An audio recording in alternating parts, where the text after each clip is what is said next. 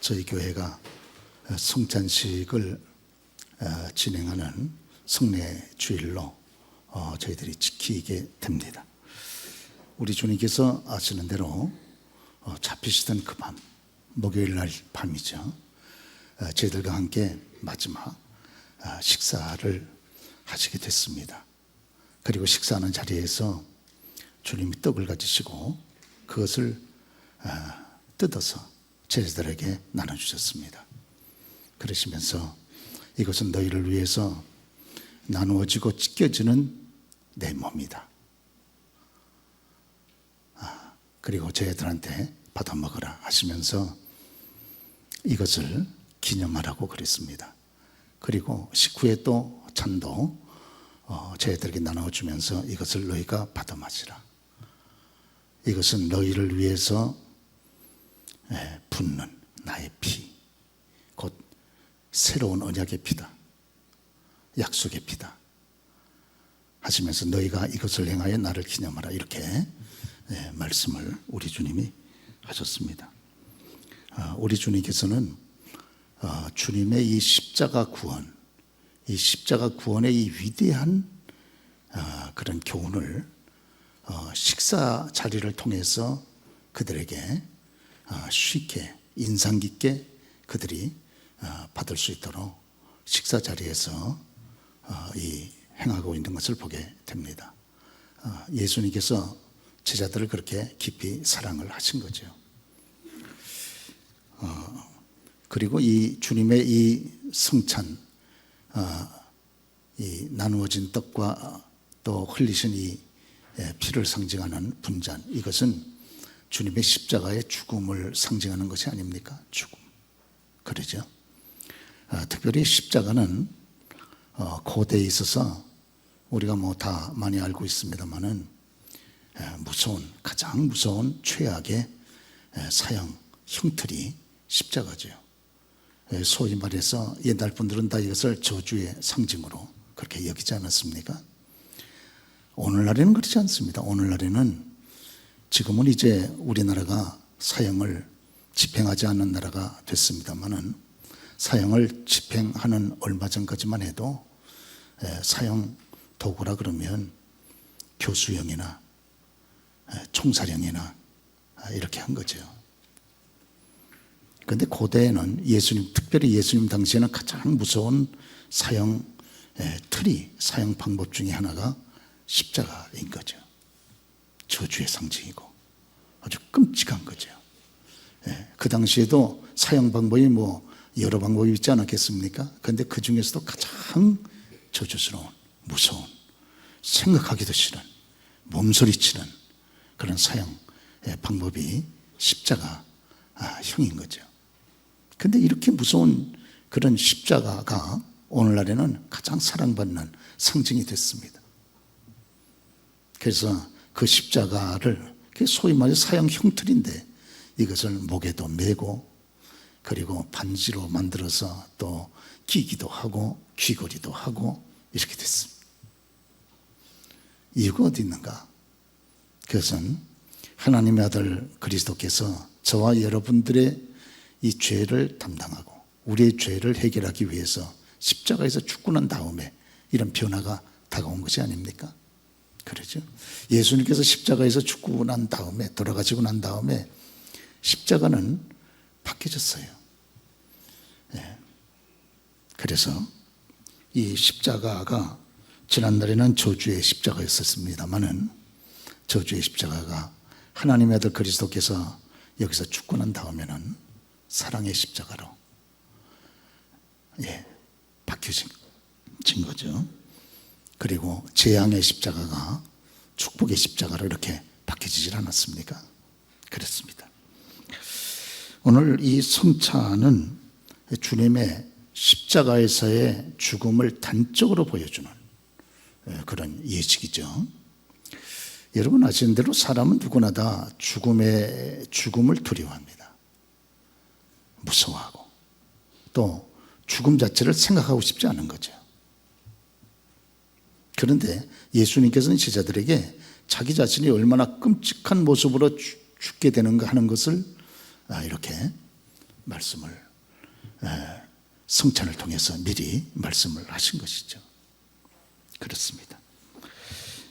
오늘 예수님께서 이 십자가의 죽으심으로 말미암아 오늘 예수님의 십자가의 죽으심은 슬픔을 뛰어넘어서 기쁨으로 바뀌어지고, 또 주님께서 이 십자가에서 죽으심으로 말미암아 이 십자가의 사건은 어둠 속에서 마치 빛이 비치는 것처럼 그렇게 완전히 변화를 가져오게 됐습니다.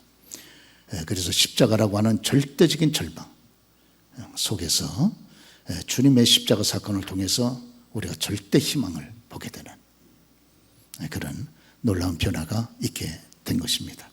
자, 그렇다면 오늘 이 성찬은 주님의 십자가의 죽음의 사건을 우리들에게 보여주고 있는데, 이 성찬이 저와 여러분들에게 소망이 된다고 하는 거예요. 이 성찬 속에 소망이 있다는 거면 희망이 있다는 거예요. 성찬은 분명히 주님의 십자가의 죽음을 보여주는 그런 상징적인 사건인데, 이 속에 위대한 희망이 있다는 거예요. 그러죠? 어떤 희망이 있습니까? 이 성찬을 통해서 특별히 부활의 희망이 있습니다. 부활. 그러죠? 우리는 성찬을 통해서 죽음의 사건만 기억하지 아니하고, 이 죽음을 뛰어넘어 우리들에게 이 부활을 보여주는 주님의 희망을 바라보게 됩니다. 우리 예수님께서 이제 예루살렘에 죽기 위해서 그래서 올라가시면서 말씀을 하지 않으셨습니까? 우리가 마가복음 10장 33절에 보면, 보라, 우리가 이제 예루살렘으로 올라가는데 인자가 대제사장 서기관들에게 넘겨지고 그들이 또 죽이기로 결정하고, 그리고 능력하고 침뱉음하고 채찍질하고 죽일 것이다. 그러나 그것이 끝이 아니고 제3일에 다시 살아난다. 주님께서 미리 말씀을 하셨어요. 그리고 주님의 이 끔찍한 죽으심을 먼저 성찬을 통해서 보여주신 것이죠. 그래서 저와 여러분도 지금 주님의 죽으심을 기억하면서 성찬을 행하지 않습니까? 그러나 이 성찬은 주님의 죽으심만 보여주는 것이 아니고 그 죽음을 뛰어넘어서 우리들에게 부활의 소망을 주신다는 거예요. 그러죠? 죽음이 있습니다. 그러나 죽음의 끝이 아니라는 거예요. 죽음 이후에 부활이 있고 생명이 있다고 하는 거지.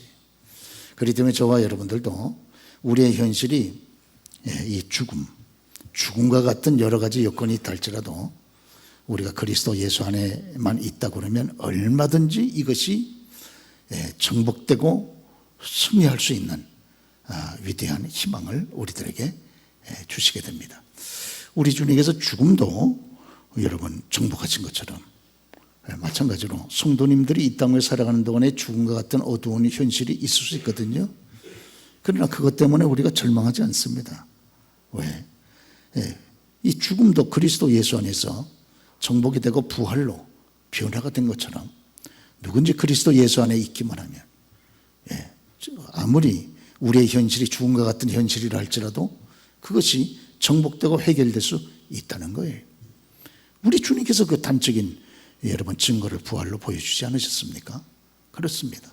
그래서 성찬은 우리들에게 부활의 소망을 준다. 이것이 끝이 아니라는 거예요. 그러죠? 이 세상에 죽음보다 더 큰 문제가 어디 있겠습니까? 그러나 그리스도 예수 안에서 있다면 가장 큰 문제인 죽음도 정복이 된다는 거예요. 소망을 갖게 합니다. 뿐만 아니라 승리의 소망입니다. 승리. 이 땅의 삶을 걸어가면서 저와 여러분들이 참으로 승리할 수 있는 거룩한 길이 어디 있는가 하는 것을 주님의 이 성찬을 통해서 우리들에게 보여주신다는 겁니다. 주님의 십자가 위에서의 이 죽음을 상징하는 이 성찬식, 그 속에 주님의 사랑이 있지 않습니까? 그러죠? 우리 주님께서는 떡을 찢고 떼어서 저희들에게 주시면서 이것이 내 몸이니라 그랬잖아요. 그렇습니다. 그리고 피를 쏟아서 죽으실 것을 상징하면서 또 분잔을 주시지 않으셨습니까? 내가 내 살을 찢고 그리고 내 피를 쏟아서 죽기까지 너희를 사랑한다 하는 것을 우리들에게 보여주고 있지 않습니까? 그렇습니다. 저와 성도 여러분들이 이 땅 위에 믿음으로 살아가면서 여러 가지 어려운 일이 없는 건 아니에요. 그러나 그리스도의 이와 같은 위대한 사랑을 붙잡기만 하면 우리는 승리할 수 있습니다. 하나님이 나를 사랑하신다는 거예요. 어느 만큼 죽기까지 나를 사랑하셨다는 거예요. 이 사랑에 대한 확신, 이것이 저와 여러분이 이 땅 위에 걸어가면서 우리는 승리를 장담케 하고 담대케 할 수 있습니다. 전능하신 하나님께서 나를 위해서 자기의 생명을 버리기까지 여러분 사랑하신 그 위대한 사랑을 받는 존재인 난데 우리가 승리할 수 있지 않겠습니까? 그 사랑을 붙잡고 걸어가는 저와 여러분 다 되시길 주로 축원합니다. 하나님이 나를 사랑하신다는 거예요. 누가 뭐라 그래도 전능하신 하나님이 나를 사랑하사 나와 함께 하신다는 거예요. 그런 거로 우리는 얼마든지 여러분 승리할 수 있게 된다는 겁니다. 또 뿐만 아니라 우리 예수님께서 이 성찬식을 마치신 다음에 찬미하시면서 평소에 기도의 습관을 쫓아 겟세마네 동산 기도하러 올라가시지 않으셨습니까? 이거 참 저와 여러분들에게 이 땅에 우리의 성도의 삶이 성공할 수 있는 위대한 승리의 길을 보여주신 것이죠. 그거는 찬미하라는 겁니다. 찬미. 우리 주님은 죽음의 길을 걸어가면서도 찬미하셨어요. 그러죠? 죽음보다 더 큰 문제는 이 땅 위에 아무것도 없습니다.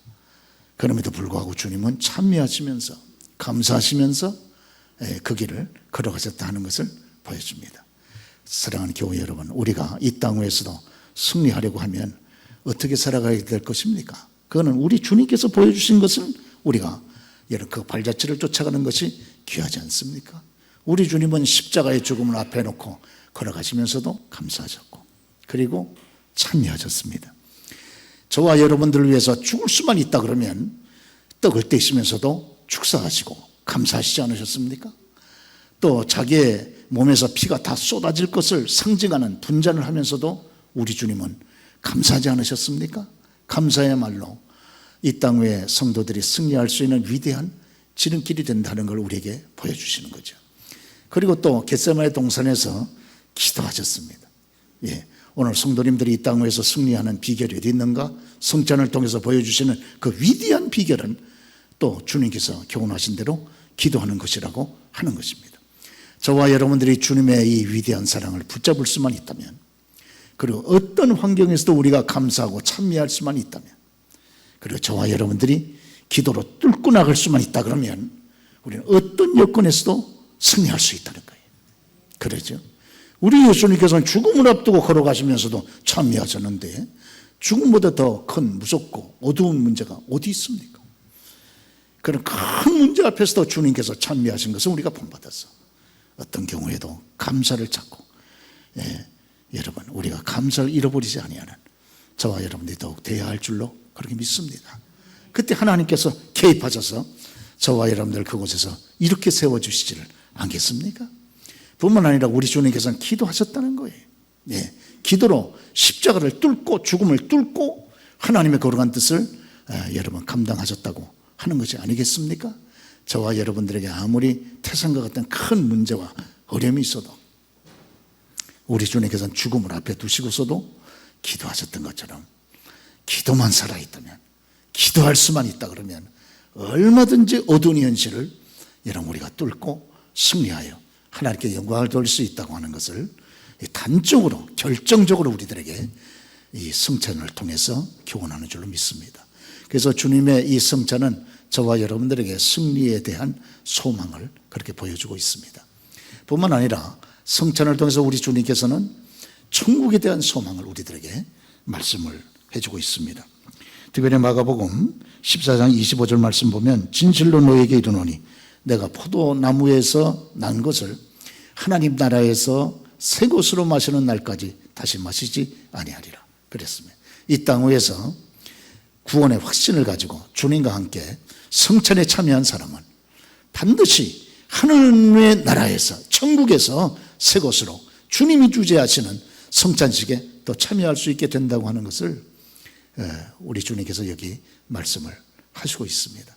그런 거로 우리가 이 땅 위에서 구원의 확신을 가지고 지금 성찬식에 참여하는 하나님의 사람들은 천국에 대한 소망을 우리가 바라볼 수 있게 된다. 그 말이죠. 예. 여기 지상에서는 목사가 주재하는 성찬식에 참여하지만 이제 여러분들이 천국에서는 주님께서 주재하시는 영광스러운 성찬식에 다시 한번 참여하게 될 줄로 그렇게 믿습니다. 예. 반드시 이 땅 위에서 믿음으로 구원의 확신을 가지고 성찬식에 참여하는 주의 백성들은 천국에 여러분 들어갈 수 있다고 하는 것을 주님께서 우리들에게 말씀을 해주고 있습니다. 오늘 히브리서 기자는 히브리서 11장에서 히브리서 11장이 믿음장 아닙니까? 그러니까 여러 믿음의 사람들을 소개를 해줍니다. 그 중에 대표적으로 아브라함을 소개를 해주죠.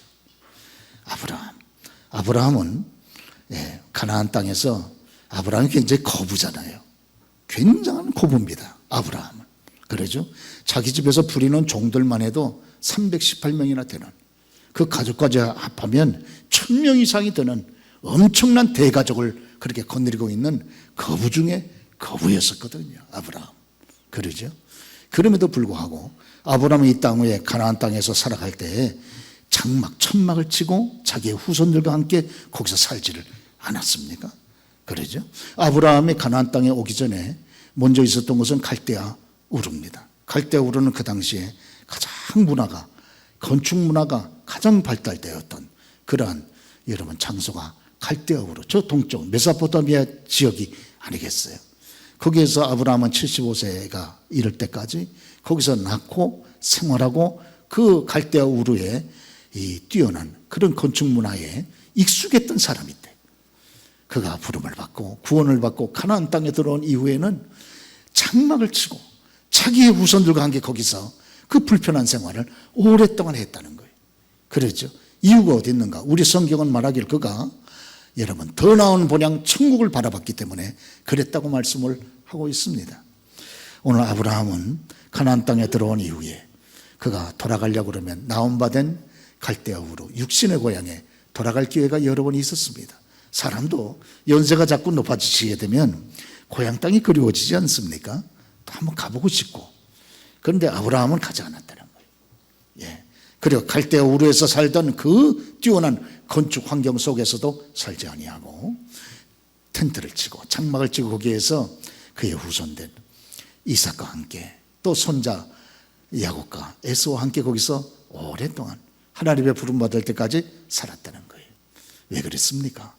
그는 육신의 그런 고향이 아니고 더 나은 영적 고향이었던 천국을 그가 바라봤기 때문에 그래했다, 이렇게 말씀을 하고 있습니다. 아브라함의 마음속에는 늘 천국에 대한 소망이 가득 차 있었던 거예요. 천국에 대한 소망이. 우리가 히브리서 11장의 말씀을 보면 아브라함이 바라봤던 천국이 어떤 곳이냐, 그거를 소개를 해주고 있습니다. 여기 히브리서 11장 10절에 보면 이는 하나님이 계획하시고 지으실 터가 있는 성을 바랐습니다, 그랬습니다. 천국이 어떤 곳이냐? 천국은 하나님이 계획하시고 하나님이 계획하신 곳이라는 거예요. 달리 말하면 하나님이 설계하신 곳이라 그 말이죠. 또 하나님이 지으실 터라 그랬습니다. 하나님이 건축하셨다 그 말 아닙니까? 하나님이 설계하시고 하나님이 건축하신 그 도성이 천국이라고 하는 겁니다. 여러분, 하나님이 어떤 분이십니까? 지극히 거룩하신 하나님, 전능하신 하나님, 사랑이 충만하신 하나님, 예술가이신 하나님, 그 하나님이 설계하시고 건축하신 그런 천국이라 그러면 천국이 얼마나 찬란하고 아름답고 예술적이고 영광스럽겠습니까? 그러죠? 사실은 이 땅도 저와 여러분이 살아가는 우리의 현실 세상도 얼마나 아름답습니까? 죄로 얼룩져 있고 또 죄로 타락한 인간들이 이렇게 만들어놓은 이 세상도 너무너무 아름다워가지고 우리가 TV를 켜면 여행 상품이 얼마나 많이 나와 있습니까? 여행하라고 여기도 이렇게 아름답고 저기도 아름답고 서비스가 끝내주니까 여행하라고 얼마나 이렇게 여행 상품들이 많이 나와 있습니까? 저희 교회 우리 집사님 한 분께서 여행 작가 한 분을 저한테 소개를 좀 해주셨어요. 예. 그런데 그 여행 작가는 책도 썼습니다. 자기는 여행만 하면 자기의 몸이 약동하는 걸 느끼고 자기가 살아있다고 하는 그 느낌을 받게 되고, 그러면서 참 자기의 이 여행이 자기의 삶을 이렇게 역동시킨다고 그렇게 고백을 했습니다. 제가 그분을 만나서 쭉 이렇게 이야기를 하면서 자기가 직접 여행을 하면서 지은 책도 저한테 소개를 해주고, 책이 행복한 하루는 기적에 가까우니까 아주 굉장히 문학적이에요. 그리고 글 내용도 전 세계에 다니면서 찍었던 좋은 그런 경치들을 저 속에다 담고 또 글도 담고 아주 좋은 책을 제가 한 권 읽어봤습니다. 또 그 작가하고 또 얘기를 나눠봤어요. 자기는 여행을 다니면 그렇게 자기 몸에 역동을 느끼는 걸 느끼게 되고 자기가 살아있다는 걸 다시 한번 확인하게 되고, 그런 참 이 세계가 너무너무 하나님이 만드신 세계가 아름답다고 하는 것을 자기는 느끼게 된다고 그런 고백을 하는 걸 들어봤습니다.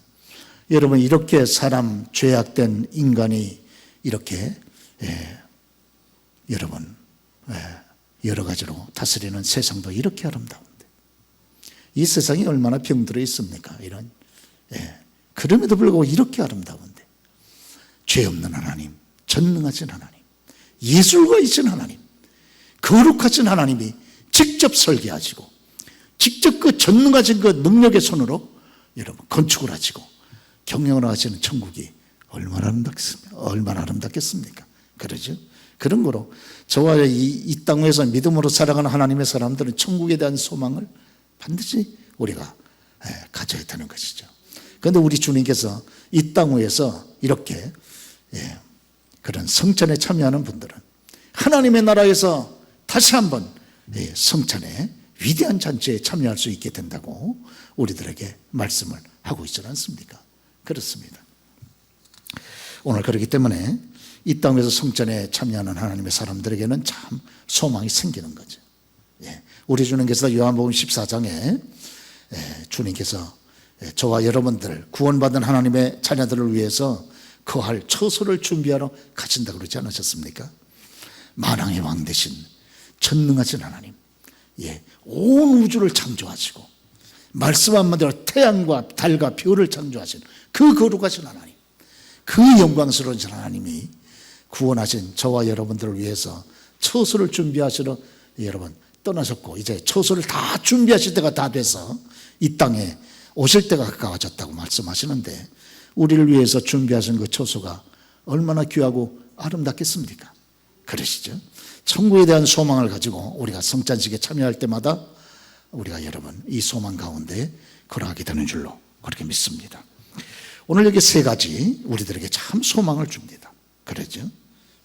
그것은 저와 여러분들에게 부활의 소망을 줍니다. 죽음이 끝이 아니라는 거예요. 그러죠? 반드시 부활한다는 거예요. 그리고 이 땅 위에서 육체를 가지고 살아있는 동안 우리가 심은 대로 하나님 앞에 반드시 심판을 받을 때가 온다는 거예요. 그래서 선을 행한 자는 하나님으로부터 그 쌓은 선에서 하나님의 또 선한 상급을 받게 된다고 말씀하지 않습니까?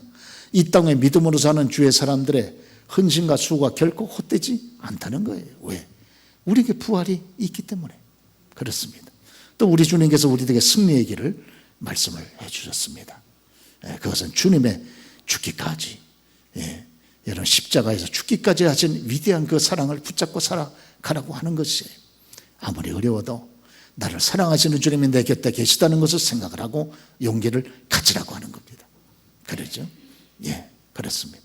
또 뿐만 아니라 주님께서 성찬식을 마치신 다음에 이렇게 기도하시고 또 찬미하시면서 감사하신 것처럼 우리 주님의 죽음을 앞에 두고서도 감사하실 수 있었다 그러면 우리의 그 감사를 위대한 감사를 배워야 되지 않겠느냐 하는 거예요. 그 찬미를 배워야 되지 않겠느냐 하는 거예요. 주님은 저와 여러분들을 위해서 죽음을 앞둔 그런 성찬식을 행하시면서도 감사하시지 않으셨습니까? 그렇다면 우리가 이 땅을 살아가는 동안에 어떤 경우에도 감사를 잊지 말고, 우리 주님은 십자가의 죽음을 앞에 두고서도 겟세마네 동산에 올라가셔서 여러분 기도하지 않으셨습니까? 그러니까 낙심하지 말고 어떤 경우에도 주님의 번호를 본받아서 기도하자고 하는 것이죠. 그리고 우리들에게는 이 땅의 삶이 전부가 아니라는 겁니다. 예, 이 땅의 삶의 여정이 끝난 다음에 주님께서 마련하신 이 영광스럽고 위대한 천국이 있다고 하는 것이 그렇죠. 예, 그렇습니다. 이 땅 위에서 어렵게 사시던 분이 여러분 힘들게 자기 집만 마련해 가지고 준비해 놔도 그 집에 들어갈 날을 바라보는 하나님의 사람들은 이 땅 위에서 살아가면서도 참 소망이 충만하게 되는 것인데, 이 땅 위에 저와 여러분의 짧은 한정된 나그네 여정이 끝나고 되면 하나님께서 지으신 그 영광스러운 천국이 우리를 기다리고 있다고 하는 겁니다. 그 소망 가운데 오늘 우리가 성찬에 참여하는 저와 여러분 다 되실 수 있기를 바랍니다.